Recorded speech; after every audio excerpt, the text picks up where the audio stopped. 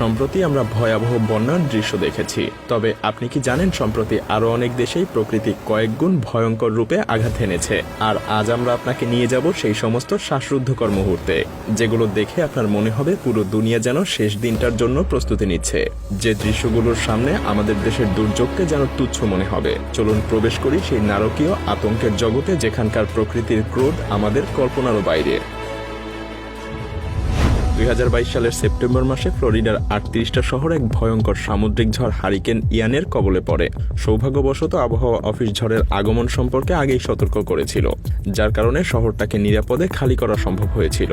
কিন্তু ঝড়ের তীব্রতায় শহরের মধ্যে দিয়ে 15 ফুট উচ্চতার পানির ঢেউ বয়ে যায়। টাইমল্যাপস ভিডিওতে এর ভয়াবহতা এক ঝলক দেখে নিন।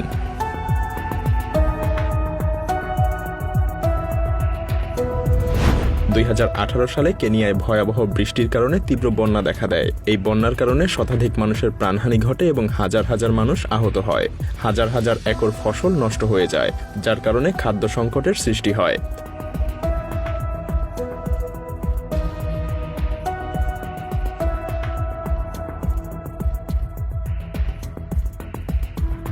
কিন্তু প্রকৃতির রোষ যেন এখনো শেষ হয়নি।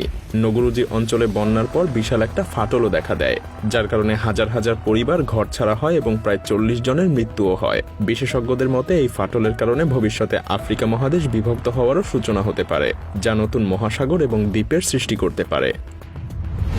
2023 সালের জুলাই মাসে হিমাচল প্রদেশের মান্ডি অঞ্চলে একটা ক্লাউড ব্রাস্ট বা মেঘ ফাটার ঘটনা ঘটে। এই ক্লাউড ব্রাস্টের ফলে শহরে ভয়াবহ বন্যা দেখা দেয় এবং পাহাড়ি এলাকায় তীব্র ভূমিধস ঘটে। নিচের ক্লিপে দেখুন কিভাবে ক্লাউড ব্রাস্ট শহরটাকে একেবারে পানির নিচে নিয়ে যায় এবং মানুষের জীবনযাত্রা বিপর্যস্ত করে তোলে।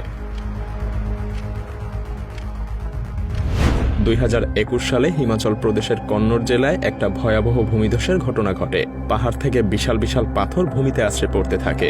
এই পাথরগুলো এতটাই শক্তিশালী ছিল যে একটা পাথরই মানুষের তৈরি শক্তিশালী লোহার ব্রিজকে ভেঙে দেয়।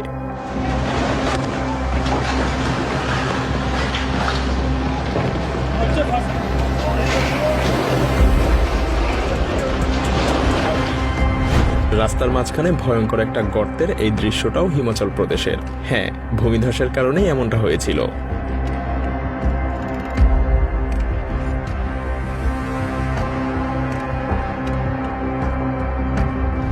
2017 সালে চীনের হংকং শহরে টাইফুন হাটো আঘাত হানে। এর গতিবেগ ছিল 155 কিলোমিটার প্রতি ঘন্টা। ঝড়ের তীব্রতা এতটাই ছিল যে এটা মানুষকে বাতাসে উড়িয়ে নিয়ে যায়, গাছ উপড়ে ফেলে এবং বিমানবন্দরে পার্ক করা প্লেনগুলোকে পর্যন্ত নাড়িয়ে দেয়। এই ঝড়ের কারণে সরকার প্রায় $6 লাখ ক্ষতির সম্মুখীন হয়।